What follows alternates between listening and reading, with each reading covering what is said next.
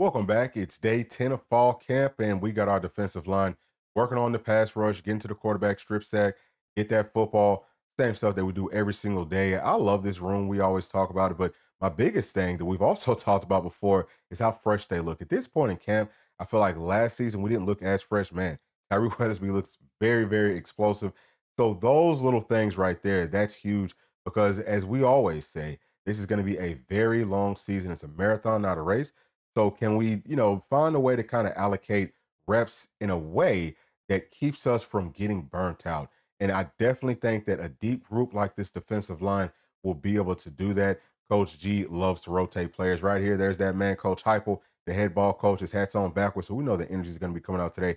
So this is right here, though. This is Coach Chop. Okay, he is actually a defensive line coach. So on the field, that's what he's working on. That's who he's focusing on. But he's one of the best recruiters. He's an ace recruiter. I'm talking about nationally. He's one of the best guys. He's probably top three. Right here, we have Coach Banks. That's the defensive coordinator and safeties coach looking at those safeties.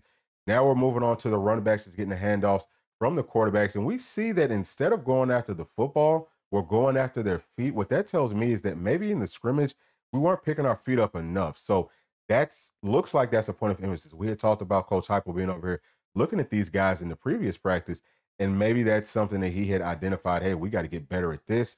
It's all about just working on those little things, getting better and better.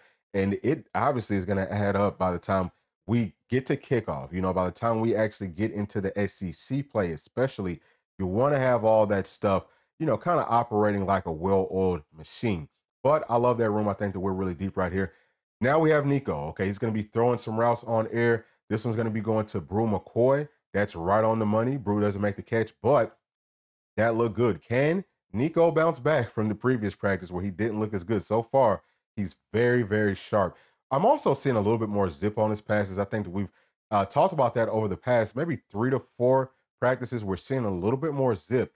That's big. Maybe that's something that the coach said, hey, look, we need a little bit more zip on these passes because it could be in some tight windows. And now he's doing it. He's very accurate. Boy, Chaz Nimrod looked really good on that break. You can tell he's playing with a ton of confidence. Is he going to be a starter at the slot position, or will it be Squirrel White? Some people think that Chaz Nimrod could end up winning that out. I think that it's going to be a situation where we're going to play whoever fits, best versus who we're going up against. And that's a great position for us to be in. I already know that the staff is extremely excited just about this entire team as a whole. I think that the backups look really good. Gaston looks sharp as well. Let's see what Nico does on this one. Boom.